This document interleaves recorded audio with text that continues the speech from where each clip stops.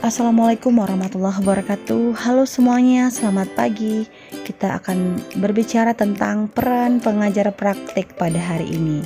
Perkenalkan, nama saya Siti Rohma. Saya adalah guru biologi dan sekaligus sebagai pengajar praktek dalam pendidikan guru penggerak Angkatan 4 Kota Palembang.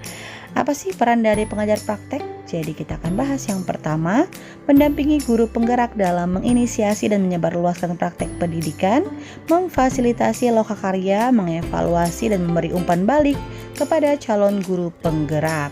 Jadi ini adalah peran dari pengajar praktek.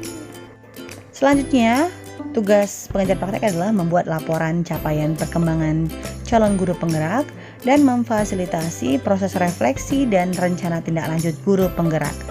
Untuk jenis-jenis refleksi bisa dilihat di video sebelumnya ya. Nah, berikutnya pengajar praktek ini akan membuat laporan capaian. Jadi selama CGP mengikuti pembelajaran secara daring, nanti akan ada namanya itu PI ya, pendampingan individu, yang akan menanyakan tentang bagaimana sih sejauh ini CGP melakukan pembelajaran online. Nah, berikutnya ada asesmen, ada pre dan post test untuk mengidentifikasi perubahan paradigma yang terkait dengan inquiry apresiatif, ada refleksi harian ya, mengidentifikasi perkembangan perubahan paradigma, dan juga membuat rancangan menuangkan gagasan implementasi model piramida ya.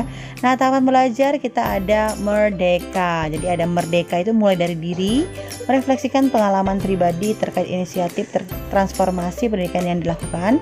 Ada eksplorasi konsep, kondisi gawat, darurat pendidikan di Indonesia, transformasi pendidikan. Jadi ini kita bahas tentang strategi ya. Dan juga ada ruang kolaborasi, kita akan membuat media untuk mempresentasikan gagasan secara per kelompok.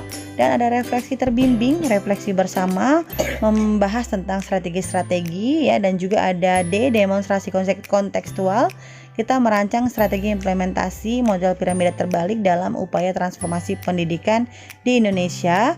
Ada juga elaborasi pemahaman, ini kita akan melakukan refleksi mandiri terkait dengan kanvas yang sudah dibuat. Dan ada koneksi antar materi, kita akan membuat peta koneksi antar materi dengan pemahaman yang dimiliki. Dan yang terakhir adalah aksi nyata, menyampaikan aksi nyata sebagai bentuk implementasi model piramida terbalik dalam upaya transformasi pendidikan.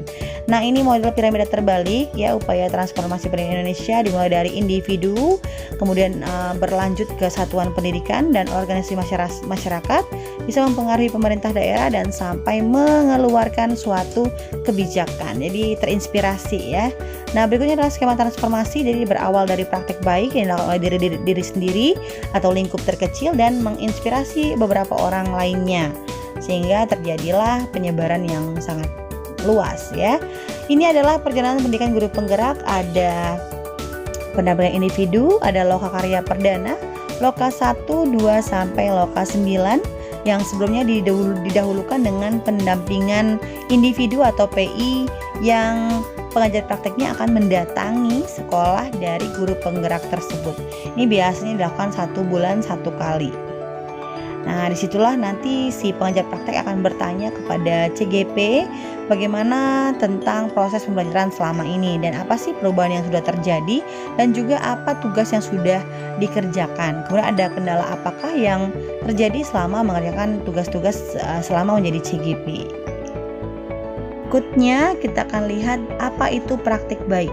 Jadi praktik baiknya ini berpihak pada murid sesuai dengan kebutuhan murid, yang didasarkan pada empati kepada murid, kemudian berdampak kepada murid, ada bukti nyata perubahan positif dan bisa ditiru atau direplikasikan agar dampak dari praktik baik ini dirasakan lebih banyak oleh siswa ya.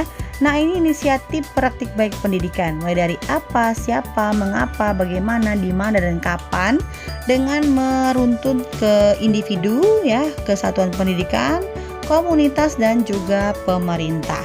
Ini adalah kanvas rancangan implementasi piramida terbalik.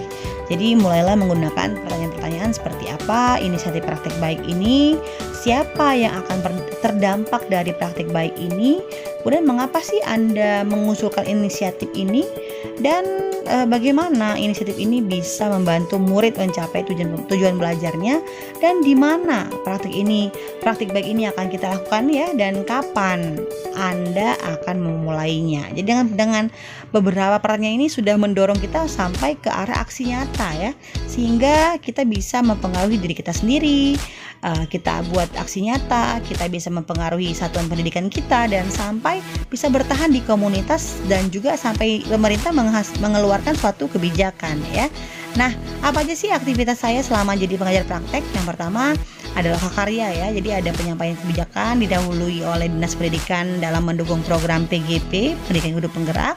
Selain itu, setiap lokakarya ada agenda yang harus kita kemukakan kepada peserta ya, dari pembukaan, agenda tujuan lokakarya, games pengenalan diri, ada kesepakatan kelas, harapan dan kekhawatiran, perjalanan calon guru penggerak, komitmen bersama, refleksi peserta sampai penutup. Nah, agenda ini ya Bapak Ibu semuanya bisa berubah setiap lokakarya. Jadi ini disesuaikan saja supaya bisa melihat apa sih agenda satu hari itu ya. Nah, ini berikutnya kita akan lihat gambar 3 ya. Jadi tahap perkenalan diri antar CGP dan kepala sekolah. Ini biasanya kita lakukan pada beberapa lokakarya ya, yang mendatangkan kepala sekolah dan juga CGP-nya, sehingga kepala sekolah bisa tahu nih apa sih yang dikerjakan oleh CGP di dalam lokakarya. Dan juga di sini kita akan lihat sekenal apa ya dengan kepala sekolahnya, dengan gurunya juga.